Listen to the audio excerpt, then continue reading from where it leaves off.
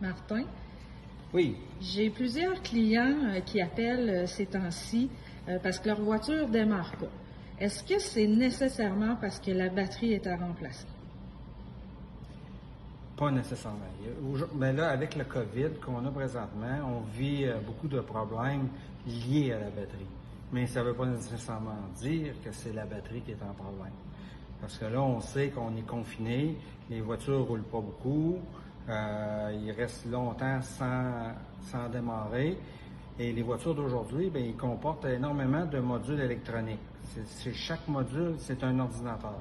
Ce qui dit, c'est qu'elles sont toutes alimentées de courant. Donc, même si votre voiture, elle est stationnée, barrée, il y a tout le temps une consommation de courant qui se fait sur le véhicule. Grosso modo, comment ça fonctionne? C'est un peu comme votre ordinateur de maison.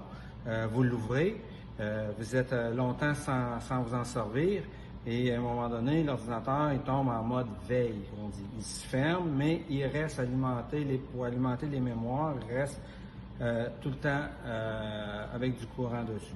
C'est la même chose sur votre véhicule. Alors, lorsque vous arrêtez votre véhicule, bien, il y a un moment où ce que les ordinateurs se mettent en position de mode veille et tranquillement, ils diminuent la consommation d'électricité pour atteindre un minimum. Ce minimum, bien, c'est, en notre jargon, c'est 50 mA et moins. Alors, lorsqu'on a on appelle ça un drain parasite, c'est-à-dire une consommation de courant lorsque le véhicule est en mode arrêt, lorsqu'on a au-dessus de 50 mA, c'est parce qu'on a un problème sur le véhicule. Et ça, tout dépendant de la consommation de courant, bien, ça peut mettre votre batterie en défaillance après une journée, 2 jours, 3 jours, une semaine, parce qu'il y a bien des gens là, présentement que les voitures ne sont pas de la semaine. Alors, lorsqu'il y a une consommation de courant, bien, vous arrivez dans votre véhicule au bout d'une semaine, vous arrivez pour démarrer, puis hop, on a un problème. Alors, c'est ça qu'il faut vérifier lorsque on a un problème de batterie morte, mais ça ne s'arrête pas nécessairement à un test de batterie. Il faut tout vérifier ces consommations de courant-là à part. Et aussi, il ne faut pas oublier qu'on a encore l'alternateur. Et si votre alternateur, lorsque vous fonctionnez, ne fournit pas la demande de courant que vous consommez, et là encore, la batterie, elle diminue tout le temps en charge. Et ça finit au bout d'un certain temps, bien, vous tombez en panne de démarrage.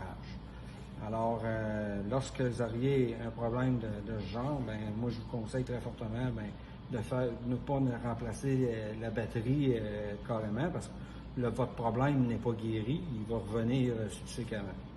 Alors, nous, ce qu'on fait, c'est qu'on prend le véhicule, on fait des tests de batterie, oui, on la vérifie pour voir son état de santé, puis si elle est bonne pour la recharge, mais aussi on vérifie ce fameux drain parasite et aussi on vérifie la consommation du démarreur, on vérifie l'alternateur si elle pousse assez de courant, on vérifie tout cet ensemble-là, et ce qui fait une vérification de système de charge en fin de compte, c'est ça.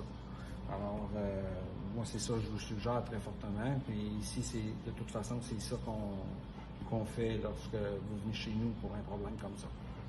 Puis il y a quelqu'un qui m'a parlé qu'on pouvait installer un chargeur intelligent. Ça consiste en quoi?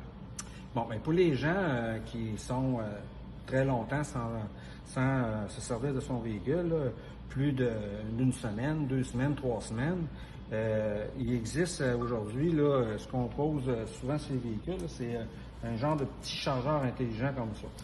On installe ça sur la batterie et l'autre fil comme ça, on laisse sortir, étrangement, ça ressemble à un bloc heater, on appelle, c'est un chauffe-moteur. Et on prend l'extension de la maison, on branche le véhicule, mais pour la période de temps que le véhicule ne marche pas. Et ça sert à maintenir la charge de la batterie. Alors, ça ne guérit pas votre problème encore une fois, mais par contre, vous assurez que votre batterie est pleine charge, même par temps très froid. Parfait, merci.